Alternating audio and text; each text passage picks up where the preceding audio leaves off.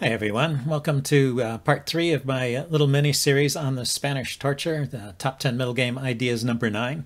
The first game I wanted to look at was played in 1970 in the Revenge Zagreb tournament between Bobby Fischer and Svetozar Gligoric. And well, in the interest of equal time here, I did that tournament table to show you a great performance by Akiba Rubinstein. Well, 1970 was a great year for Bobby Fischer, and if you take a look at this, tournament table, you can see that Bobby Fischer won this tournament a clear first place and 2 points ahead of his competition, Vlastimir Hort, Gligoric, who played in this game, Smyslov, Korchnoi, Petrosian, a lot of top players there. And in fact, 1970 was the beginning of Bobby's famous 19-game win streak. He won 19 consecutive games against top-level opponents. It's a kind of record that I don't think will ever be equaled. I think Magnus Carlsen has his own record of over 100 games. I don't know the exact number anymore, without a loss, but that included a lot of draws. He's never gone 19 games against top-level opponents without where they were all wins. Anyway, let's check out this game.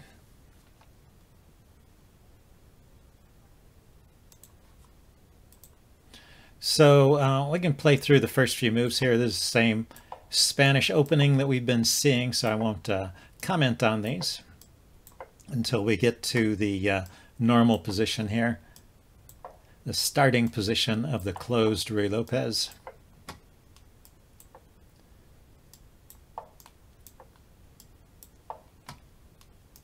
Just see how it all unfolds and how we get to this position. Here we are. Right here, this is the starting position. And in this game, Gligoric plays h6. Other moves we've looked at are the knight moves, the Breyer variation, the Chigorin variation, and this bishop out here, the Zaitsev variation. But h6, actually, I don't know if I've shown you an example of the Zaitsev, but these are all the moves that are played here. And other moves are played there as well. Anyway, the Smyslov variation was Gligoric's choice here. And Bobby plays with d4. It's all mainline and theoretical. This knight starts on its typical journey in the Ruy Lopez. The bishop, this bishop drops back to f8. Knight comes around to f1. This bishop comes out to b7. This bishop could also have gone to, if we back up a move, this bishop could also have come out to d7. That's another way to play. They're both about equally popular. Knight to g3, knight a5. Now we see this maneuver, as you see on the Chigorin, kicking the bishop back and hopping into c4, which looks like a great outpost for the knight, but white immediately kicks it back, and then Bobby plays a4. So here Gligoric chooses to play c5. It's maybe a little better to take. Go ahead and take here, and try and create a little bit of counterplay on the queen side.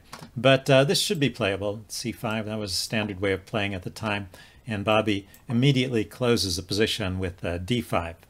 So Gligoric pushes on with c4, Bobby plays b4, and so this bishop repositions itself. It was here looking at this pawn. There's nowhere to break through there, so it's not really doing very much. This bishop comes out to e3, looking at the knight. Bishop to d7. I mean, the knight's defended, so it's not a problem. Actually, it's possible here, if we back up a move, it's possible here for black to sacrifice a pawn. It's maybe not as good as what was played here, but it's another way to try and get counterplay on the queen side. And white is certainly better in this position, but it's an example of how squeezed black is already, that the computer is recommending that as one of the top alternatives in this position. But that's not the idea.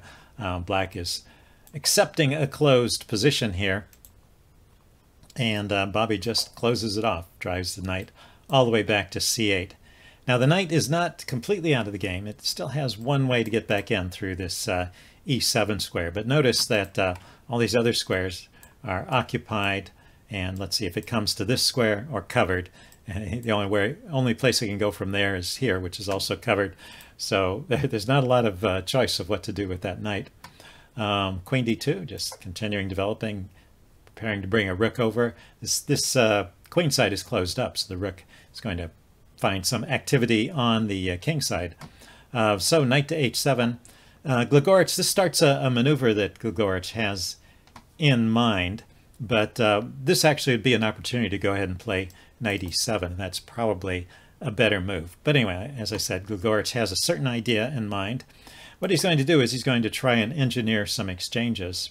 The computer has a very cool move, knight h2 here, with white just trying to match black by putting more pieces on the edge. Anyway, Bobby played the move king to h7, or king to h2, and then bishop to e7. So bishop is momentarily in the way of this knight, but it's not going to stay there. This knight comes out to f5. Bobby brings that knight out, and then this bishop comes out. This is Gligorich's idea here, just to trade off a piece and ease his cramped position. So knight takes, pretty logical, and Gligorich doesn't want all the pieces to come off, so he takes back with a pawn. So anyway, here we are on move 24, and this is the first time either a piece or a pawn has been exchanged. So once again, we get a long game with all the pieces on, and now we have, well, almost all the pieces, just one pair of minor pieces has been traded off. And Bobby cements the knight on f5 with this pawn move. Also blockades this pawn and makes it a target. But and it would be nice if this knight could be maintained here, but of course it can't be. Black has the ability to kick it back. So the knight comes back, and f6, shoring up this structure around the king.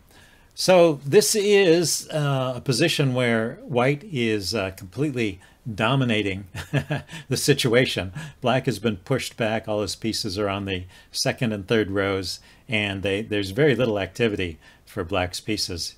The knight now can come to e7, but from there it runs into its own pieces. I mean, you could imagine a plan like this. Say knight here, king here, knight here to here, and then maybe try to push this pawn forward. That's 1, 2, 3, 4, 5 moves to try to get some activity. But that's what I'd be thinking in a position like this. Just some way to get to get anything going here, rather than just sit back and waiting to be squished. But on the other hand, white has a problem too, which is black's position, although cramped, is very solid. How does white break through? So if you want to pause the video here, it might be a good time to see if you can look at this position and figure out how you would make progress here. Okay, I'm going to give the answer away now. It starts with the very direct move, rook to h1. Yeah, here's your potential for a breakthrough on the h-file. As this pawn can come forward and can trade it off. So we've got, effectively, we've got a pawn break over here on the h-file. So that's where the play is. This rook comes over, maybe with the idea of pushing the f-pawn for counterplay. King steps out of the way. The rook lifts up to f7. And now we see a second idea of the rook coming over. It's trying to get to this file to stymie the breakthrough on the h-file. Bobby plays f3. He needs to support this pawn before he pushes the h-pawn, because the bishop was looking at g4, so he couldn't rush ahead with h4 immediately. But a nice preparatory move. So knight to f8, reorganizing where the knight was. So I guess that was another reason for the knight to lift up, make a square for the knight. But now h4 comes, g4, rook takes h4, and rook to h7. So the rook does come over to oppose. Bobby brings the second rook over, and notice that black's second rook is over here, where it's got a long way to go to get into the game. So, but Gligorich trades off that one rook, and then pawn to g5, kicking the rook, and Bobby goes in to the camp with rook to h6. probably having foreseen the following sequence already. And Gligorich plays the move king to g7, and Bobby makes one more move, and black resigns. So, of course, the intent of king to g7 was to chase the rook away, but maybe you want to take a minute and see if you can figure out the tactical idea that Bobby has here. Okay, I'm going to give the answer away now. Pause the video if you want time to think about it. The answer is, he doesn't retreat the rook, of course. He takes. Rook takes f6, and Gligorich resigns. There's two ways you could take back with the rook. You could take back with the king, in which case we have bishop takes pawn, skewering the king and the queen. Option one. Option two is queen takes rook, and then the knight comes here with a fork, hitting the king and the queen. So no good way to take that pawn. And black's position is just crumbling from this point. What's really interesting to me also, okay, so that's the end of the game, and Gligorich resigned. Just wanted to make one more point here, is that there's a couple other defensive tries here. Knight here, for example, holding on to these pawns, or bishop here, for example, trying to trade off that knight if the knight comes in here. But none of these actually work. This position is already lost. The queen can get over to the h-file in two moves, one to get the king out of the way and one to bring the queen over, or perhaps the queen goes like this. Anyway, it gets over there in two moves, and the knight, the knight can hop in here at any time, although it will probably get traded off. It can also hop into this square, pile up the pressure on this pawn. It just turns out there's no defense. So even though this move was a blunder, since the answer rook takes h6 caused him to immediately resign. I mean, assuming he wasn't going to resign, that the move was a blunder. But basically there was already no defense because there was such a strong squeeze on the position from white. Okay, in the next game we have another master of the squeeze, Anatoly Karpov. So we'll check that out. The next game I wanted to show you is Karpov Unziker. This was played at the Olympiad in Nice in 1974. This game is quite famous, actually, and Chess Explained did a video about it. So at the end of this video, I'll put a pointer to his video if you want a more detailed look at this game. It's worth the study. It's a pretty interesting game. Karpov with the white pieces, Unziker with the black pieces. Unziker chooses the Chigorin variation, brings the knight out to harass the bishop. We'll see a bunch of moves that look pretty familiar. c5, d4, queen to c7. So the queen is defending the center against the threats. And now knight b to d2. The knight begins its normal journey. This knight comes back to c6, and Karpov chooses to close the center right away. So the knight goes to d8. It's an interesting choice. It could have gone back to b8 and come around this way. But when the knight goes to d8, maybe it gets back into the game via this route. Although actually in this game I see it coming back to b8 pretty soon. So hold on for that. a4, Karpov immediately chips away at the queen side. Rook to b8. Unziker's avoiding trades in this game. It's interesting. He's trying to keep the material on and keep it complicated. But there is one open file now, so it's not a totally closed position, but the center is closed. It's definitely a locked up pawn position in the center. And b4 is played with the intent of locking things up even more. And now when this c-pawn comes forward, this spot is not going to be available for the knight. Sometimes, knight here to here is a nice maneuver when that square is available, but that's not going to happen in this game. The knight goes to b7 anyway, and this knight continues its journey around to f1. Bishop comes out to d7, and this bishop out to e3. At this point, I think this is the only game in the opening book database at this point, but nobody has played any unusual moves. This is all pretty standard so far. There are other options here. Let's see. The the bishop could have gone to d2, for example. But anyway, it doesn't matter a whole lot, and everything is fine at this point. Unzicker decides to oppose the rooks with rook to a8, queen to d2. You know, that's actually one of the interesting things about this game, is that it's actually a little bit hard to pinpoint exactly when does this game start to go downhill for black. But anyway, rook f to c8 was played. This all seems to be pretty standard, but you know, we're deep enough into the game that we've left known theory, so both sides are improvising. Let's see, bishop to d3. I think maybe Karpov is trying to provoke this pawn forward.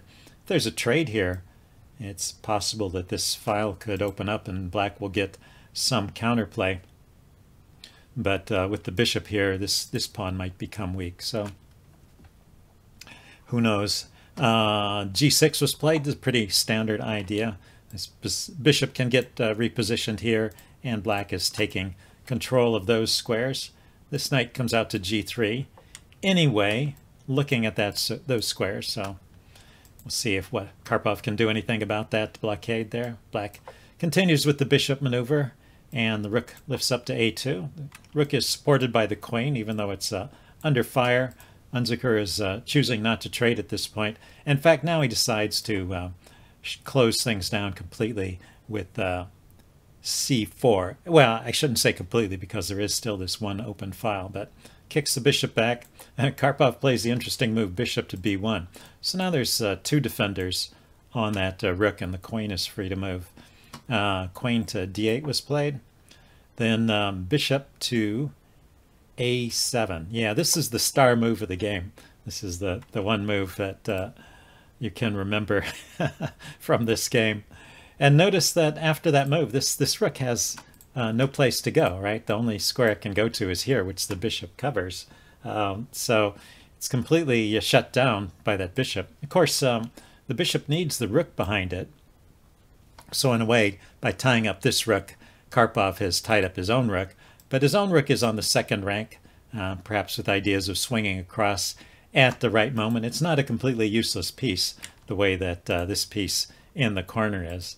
Anyway, this is a good example of the Karpov style, the positional squish. So knight to e8 was played here. Bring this knight around. Yeah, that was the other thing I wanted to say. There's no easy way for black to evict this bishop from his camp. This knight is not in a good position to attack it. I mean, where are the squares that it could be attacked from? Here, here, or here. And they're all occupied at the moment.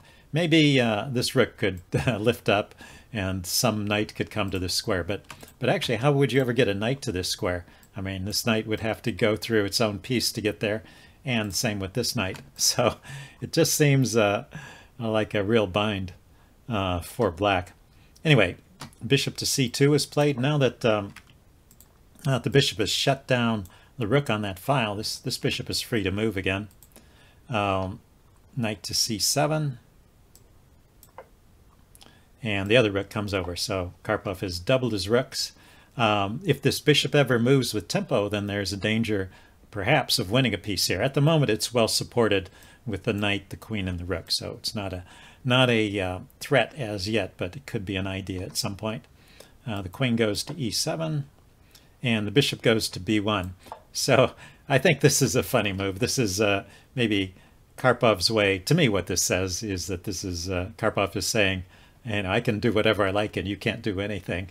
You know, objectively speaking, perhaps the move bishop to d1 is a better move. I mean, the bishop is not needed on b1. And it doesn't actually change much when it goes here. It just blocks in his own knight, and it stays on the same diagonal. So it's a move that does absolutely nothing. It's a move that is sort of saying to black, there's nothing you can do. It's the kind of thing I'm always afraid to play myself, right? I always try to do something active to force my opponent to respond, but you know, Karpov is just daring his opponent to find a move here, basically. Unzicker comes up with bishop to e8. He really has nothing to do, and he's just kind of shuffling his pieces, I think, at this point. This knight goes to e2. This knight comes around to d8. Yeah, so perhaps Unzicker has some ideas. Like I said, this is the same knight that came out here to a5 to harass the bishop, and then came back to b6, went to d8 and then back. But from this square, it can come out to this square if the f-pawn moves forward. So maybe that's in the plan. Knight to h2, preparing to push the f-pawn forward over here. Bishop to g7, and now f4. So Karpov is not, he may be playing a few taunting moves here and there, but he's not going to sit around forever. He's going to break through at some point. Unzicker decides to hold on with f6. This may be a place where perhaps it was better to trade. Maybe that's one stage where black is starting to get into real trouble. Already black's position is pretty awkward, but it's hard to say exactly when it becomes lost. Anyway, f6 was met with f5. And Unzicker plays g5. I think the computer was suggesting knight to f7 here.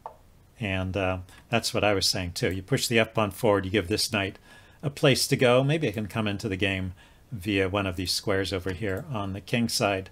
But the following continuation shows that white is still in pretty good shape. Say knight to g4. This is all of the computer line, so best moves for both sides, according to the computer, or at least valid moves for both sides. Takes h5 to kick the knight, and the knight drops back to f2. Cancel that. As I said, the knight drops back to f2. And here, you might think maybe black has made a little bit of progress. He's got place to push. He's got a passed pawn, right, in the center, and he maybe could push it forward. But this is completely clamped down on. And still, his pieces are having trouble finding squares to go to. This is well enough defended. Yeah, black is still in trouble in this position, but that was the computer's suggestion to try and break out a little bit. Instead of that, Unzicker played g5, just locking things up. That's also a strategy you can use to try and prevent any kind of breakthrough against your king, and just dare your opponent to find a way to break through.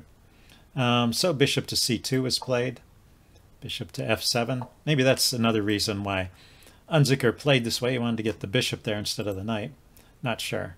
Knight to g3. Knight to b7. So the knight comes back here.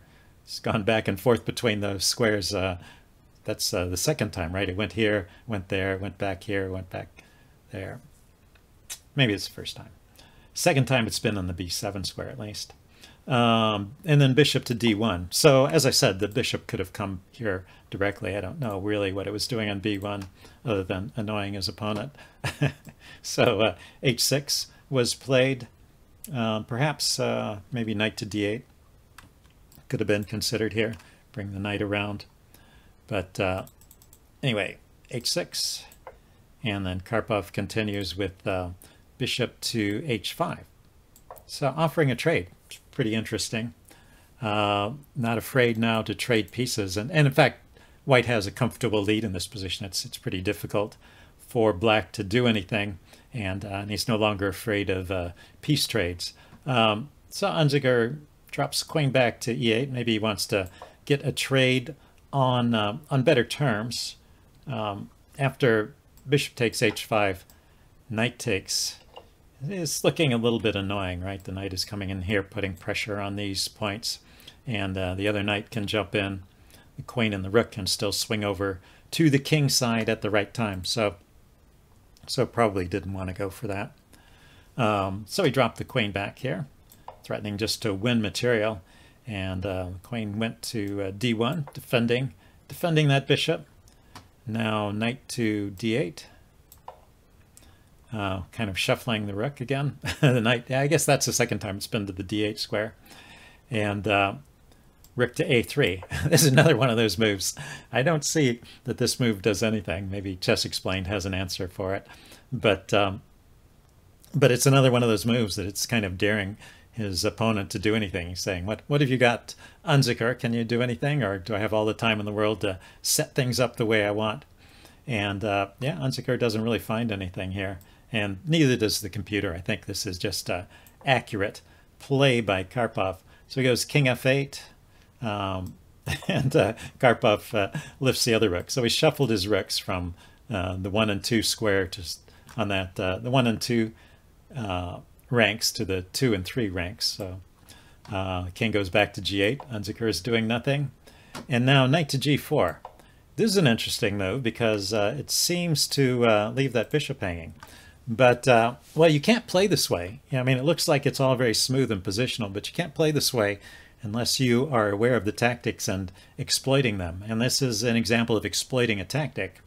So can you see the reason why this knight is not, or why this bishop is not hanging? You can pause the video here and take some time to think about it. Okay, I'm giving the answer away now. Suppose black takes. Then what you do is you take, dragging the queen out, and then you have knight takes f6, which is a check. And of course it's a fork as well as a check. And of course the bishop can be taken, and the knight can be taken by the bishop, but the queen is hanging from this point as well. The queen is hanging because it's under attack by white's queen. So that just loses the queen. So that bishop is perfectly safe there. So king f8.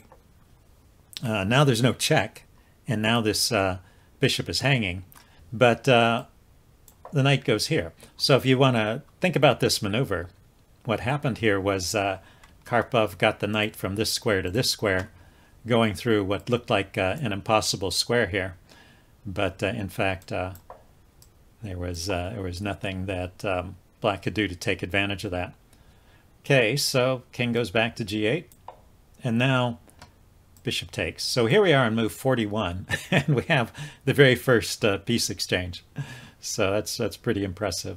Unziker decided to take with the knight, and now the queen comes out to h5. So now the pressure is really building. The king side attack is on for real. Karpov has had enough of playing around and is going to finish the game off here. Knight to d8, opening up this line between the two queens. The queen goes into g6. This is really a clever move because if the queen exchange happens, this pawn comes forward, and then there are two holes in black's camp, on here, on h5 and on f5, and there are two knights ready to spring into those holes. And in fact, it's pretty much game over if there's a queen trade at this point. I'll show an example of that in a bit, because there's a further example. There's a further opportunity for that trade. Here, Unziker just moved his king, and now knight to h5. And actually, Unziker resigned at this point. So I will show you some variations here to show you why he resigned. But yeah, this is actually a hopeless position. Pretty amazing. Okay, so the first thing let's look at is how about that queen trade? So you take back, of course. And then, well, what to do here? Maybe knight to b7. And look at these knights. Look at where they go. Here, here, here, or here are all out. So the only move this knight has is it could come back to e8. And that would leave this a little bit under defended. And then there's this knight. It can go here, here, here. It gets taken, or its only move is knight b7. So say we play knight b7. Then knight to f5. This knight jumps in here. The bishop is in danger. Bishop drops back, and well, g7 just wins. So yeah, it's a fork and it wins material. Back up. Let's try something else. How about in this position, instead of knight b7? That seemed like a bad idea. How about knight e8? That was the other possibility, right? The knight's defending the bishop. It's even holding on to this square if the bishop drops back. Knight comes forward to f5 anyway. And then what now? let's say the bishop drops back to h8. I mean, it's a problem that black is a little bit out of moves here, so we'll give this as an example move. So this bishop goes to b6. This is the other threat in the position, opening up the a file where Karpov dominates with the rook pair on the a file. I mean, Unzicker can trade off a pair of rooks and should. And then maybe knight to b7. Still, there's a problem that he's out of moves. He can't move the other knight. He needs to keep control of this square. So maybe knight b7. This rook comes into a7. Let's say rook to b8 to defend the knight. And bishop to d8. This is a nice sacrifice. This is hanging here. And, well, it's a trade. If rook takes, then rook takes knight. But how about if knight takes? Then we have rook to h7, attacking the bishop. King comes over to defend. We have knight takes h6, check, driving the king away, and rook takes bishop, check. So he's one material, and he's still attacking. He's up a piece. That's good enough there. Okay, let's go back. Let's try something else. So it seemed the queen's trade was just bad. Every line I looked at with the queen trade was really awful. I mean, everything is bad here. But how about some other lines besides trading the queen? So the queen could go to f7, kind of keeps the option of the queen trade on, and tries to defend a little more here. So now bishop to b6. We come back to this idea, rook trade. And say this knight goes over to e8, trying to keep control of the 7th rank there, but rook to a7 anyway. Yeah, they can't keep control of the 7th rank is the problem.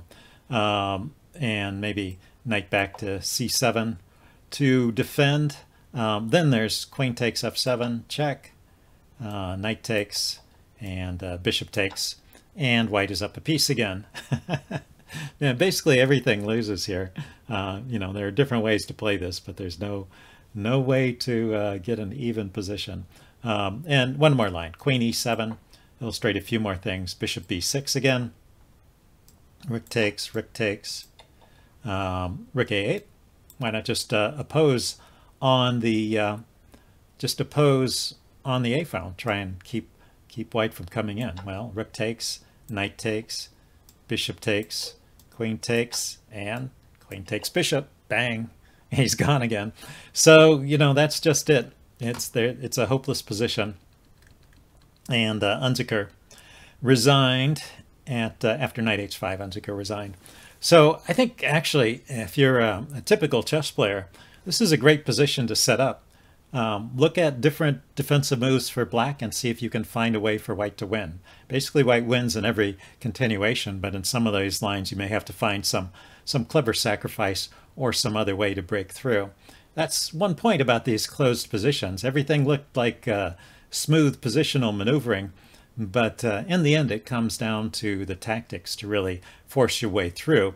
And you know, if your opponents are not as polite as Unzicker, they might not resign. They may force you to show that you could win. So it's a good exercise to try and see all the ways you can win from a dominating position like this. Okay, I have one more game I want to show you guys. The last game I wanted to show you in this series on the Spanish torture was played in the Fischer-Spassky World Championship match in Reykjavik, Iceland in 1972. This was their game 27 from their match. Fischer with the white pieces, Spassky with the black pieces. I chose this game because Spassky is a very active player, so he's not going to sit around and wait for white to do that kind of positional squeeze we saw in the previous two games. So just to see how to play actively against this Spanish torture type of position. So this is the main line of the closed Ruy-Lopez, the starting point. This is where we saw the Chigorin variation or the Smyslov variation, for example. Spassky chose the Breyer variation with knight to b8. And Bobby continues with the main line, d4, knight bd7, knight d2. And bishop to b7. So this is putting pressure on the center, and this bishop drops back to add an extra defender. It's not really needed at the moment, but this knight is going to move away, and so that will help keep that pawn protected. I think it's interesting that that black got white to move this bishop back without having to play knight a4. Maybe that's what makes this an attractive variation, because this knight seems to be more usefully located than it would have been over on a4. Anyway, rook to e8, black continues with a normal shuffle, and b4. This plan of trying to clamp down on c5 is not so popular anymore. It turns out that black can push on with c5 anyway. So the main move in this position is actually knight to f1, just continuing the normal knight journey. But anyway, there's nothing especially wrong with this. This was quite popular at the time, and it leads to an interesting game. So Spassky plays bishop f8, continuing the maneuvering on the king side here. Fischer goes with the a4, and Spassky plays knight b6. I think this is just putting some pressure on this pawn and actually provoking a5 or some kind of decision with this a-pawn. If there's an exchange, then the rooks will be exchanged on the a-file. So Fischer decided to push with the pawn, and then the knight just goes back. So the sole point of that, I suppose, was to provoke that pawn push.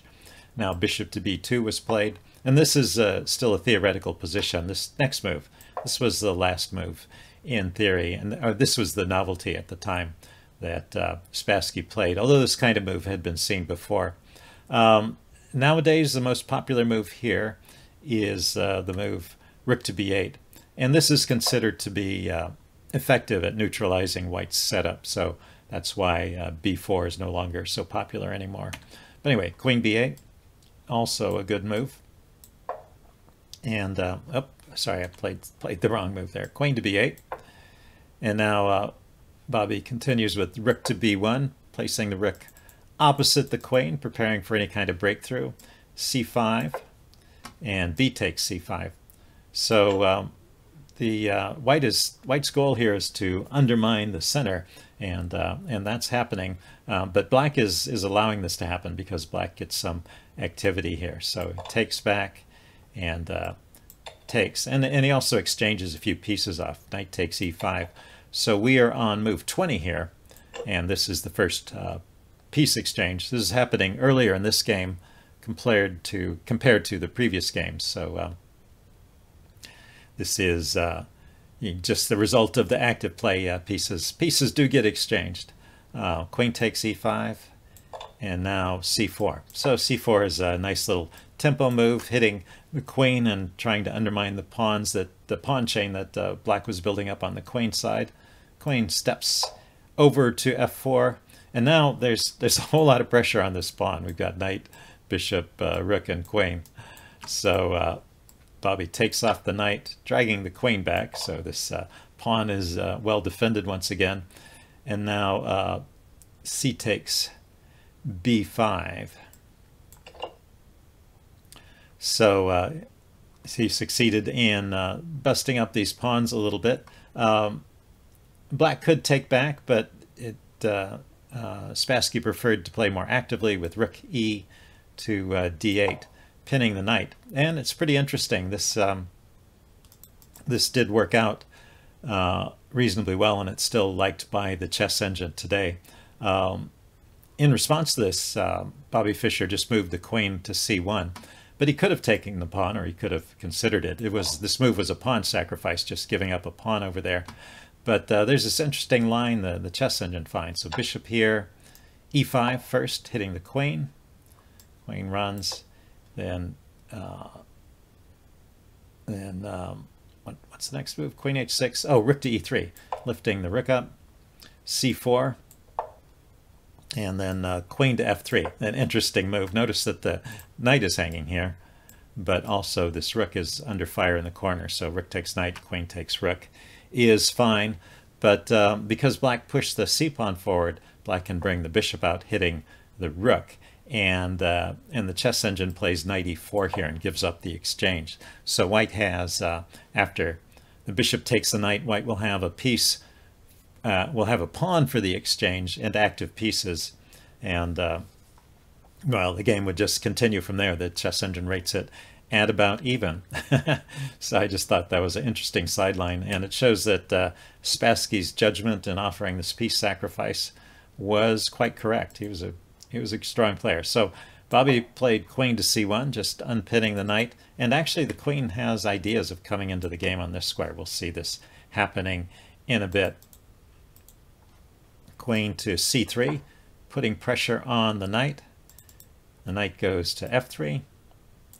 No, threatening to take the knight, not just pressure.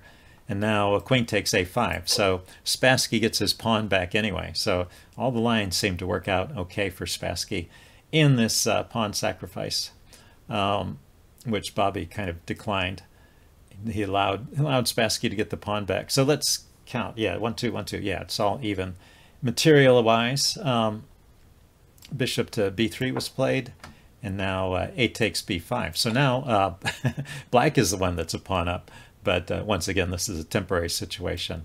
The queen comes out to f4. This is where it was headed when it first went to c1. So this is the maneuver. And notice that this tempting move, c5, can't be played because of the loose bishop back here. So you can just take the pawn. And if the pawn takes back, the rook will take. And that will be good for black, and also even though the queen is looking at this rook, the knight is defending it. So everything holds together for white at this point. So rook d7 was played, defending the bishop. And so now there is a threat of c5, but knight to e5 was played, hitting the rook. And Spassky didn't just passively move the rook, but played queen to c7, pinning the knight.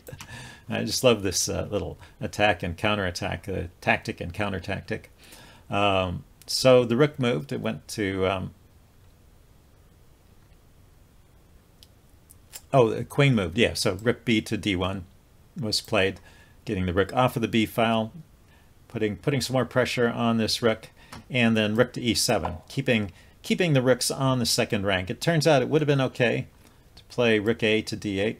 This is also a playable line here. The knight is still pinned, and this exchange, if it happens, would just bring a rook forward. So that would be all right too, but this seems to be okay. Rook to e7. And now the next move is a tactical one, and the tactic is here in all the lines. If you want to take a second, you can try and guess the tactic, and maybe even see if you can figure out the continuation from this point. Okay, I'm going to give the answer away now. You know, all this time there's been kind of this threat of the pawn coming forward and blocking this bishop out of the diagonal, but every time, you know, that both sides have been playing active moves, there's been no time to play that, and now white exploits that by playing bishop takes f7. So if this wasn't your first guess, I'll give you a second chance to think about the continuation. First, let's just notice that king here, knight here is checkmate. Pawn takes queen here. So you can't do that. You've got to take the knight. So it's a sacrifice that can, or you got to take the bishop. It's a sacrifice that can't be refused, but is that really a good sacrifice? So now that it's on the board, see if you can figure out what the continuation is that justifies that sacrifice. And yeah, pause the video if you want time to think about it. I'm going to give the answer away now. Well, since the king can't run, the bishop has to be taken, so the next move is rook takes f7, and that's followed up with queen takes f7.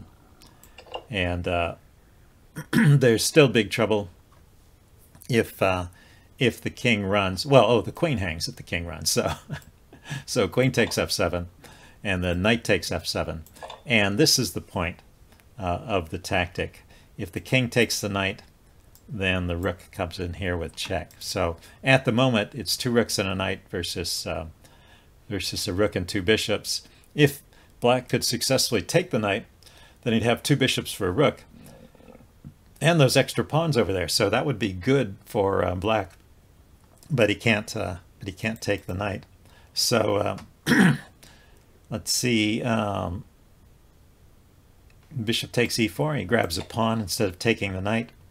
And now rook takes e4, trading the bishop for the knight. And rook to d7 check. So we've gotten into the endgame, sudden descent into the endgame, and I'll just continue the game through to the end. This is a winning endgame for white, but actually it's not a winning endgame for white. I take that back. This is a good endgame for white, but not entirely clearly winning. And it's because black has this counterplay with the 2 pawns over here. Anyway, king to f6 was played. The king needs to be active, so this was the best move. Rook to b7, forcing the pawns forward. Oh, actually, yeah, rook a1 check was thrown in first. The king goes here. And then bishop to d6 check. Pawn comes up, and then b4. Yeah, so once again, it's a good example of the strong player throwing in a couple of forcing moves before playing the move they need to make. So he activated his rook, he activated his bishop, and he pushed the pawn forward to a secure location. The king came over to g2, getting off the bishop's diagonal, and h5 was pushed. And actually, h5 is a move that puts Spassky into trouble here. We are on move 38, and there's the time control coming up, so he was probably short on time at this point. But Chess Engine finds the move. If we back up, Chess Engine finds the move rook to a6 here, just defending that bishop and kind of holding on to the status quo. And it seems like black can still hold this position, so this could end in a draw with best play. But, well, the whole idea of this Spanish torture is just to keep the pressure up, get your opponent in time trouble, force them to make difficult decisions in low amounts of time, and it's just hard to keep playing perfect move after move. And so there are these little slips that are going to happen. So after this, actually black is winning. White is winning. Rook to b6, pinning the bishop. Rook to d1, defending the bishop. So the rook came over here to defend instead of being able to defend from this side because this rook is in the way. And that makes a big difference. The king comes out to f3. This king dropped back to f7. And the king runs over here to harass the rook. And this is move 41. This was the sealed move. This was Bobby Fischer did not play this move on the board, but wrote it down and sealed it. And this was the position before the sealed move that Spassky and his team had to analyze overnight. But they could not find any way to save the game at this point. So after this, they came back the next day and finished the game. Bobby played the sealed move. Let's see, he didn't give up, of course. He kept fighting. So rook to d5 was played. Then f4, keeping the rook out of some key squares there. g6, also keeping these pawns from advancing. g4, threatening to simplify over here and get a passed pawn over on the king side. That's part of white's strategy at this point. g5 to try and bust things up, and then f5. So there is a passed pawn here for white now. It did come at a cost because now this bishop has some squares to go to, but this is still winning for white. In fact, bishop to e5 was played here. So yeah, when the pawn came forward, it gave up that e5 square as well. And then rook to b5, nice move, pinning this pawn because there's a loose rook there. King to f6 was played, and then rook takes pawn. So this is finally white getting some material edge here. I just wanted to note that you can't block here with bishop to d4, or it's not good to, because this rook move forces the king back. I think he gets mated if he he gets mated if he comes forward, so it has to go back. And then this rook comes in, and this is also good for white. This is just winning. So with that rook invasion, so there's really no way to save that pawn. He played after rook b5, he played king to f6, and then Bobby took, and then the bishop went to d4 now, and then rook takes, rook to b6 check, driving the king. Well, the king went forward this time, and then Bobby Fischer played the move king to f3, threatening a mate in one. He didn't bother to defend the rook because a mate in one is a bigger threat. So this rook had to move. to give the king an escape square.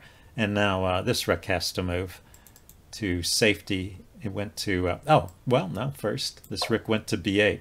If this rook is taken, this rook will be taken, so that doesn't help. So the rook went up to d7. And now finally, this rook moves. Finally gets the rook out of trouble. So this rook comes up to a d6. Spassky keeping all the material on, or as much as he can, is the best way to hold a draw. Rook to b6. d6 is played, rook to b6. The standoff, the rook goes back to d7, rook to g6, and king to d5. Coming over to help defend the pawn, and rook takes g5. There's no way to save that pawn, so now 2 pawns up. Bishop to e5, a little more maneuvering, f6, king to d4. How does the king go to d4 from here? What's that? Oh, it's black's turn. Yeah, white played f6. Black played king to d4. Sorry, I was a little bit confused. And then rook to b1. And Spassky resigned. So just to show you the continuation that might have happened, rook to b1, bishop takes f6. This pawn was hanging, but there is this clever sequence of rook check here. The king steps aside. The king can't come to this direction, cannot come in this direction because the king and the rook were covering all these squares. Now this rook can be sacrificed with check, and then this rook taken. And this is a simple win because there's a pawn as well as a rook against the bishop. So the bishop will have to sacrifice itself for the pawn, and then white can mate with the rook. So that's the end of the game. And actually Spassky saw that coming, so he just resigned at this point. There's just no good move for black. Anyway, that's it for this series. Hope you guys enjoyed it, and stay tuned for the next one, the Top 10 Middle Game Ideas number 10. Last idea in the series, and this one is called When All Else Fails. See you then. Bye.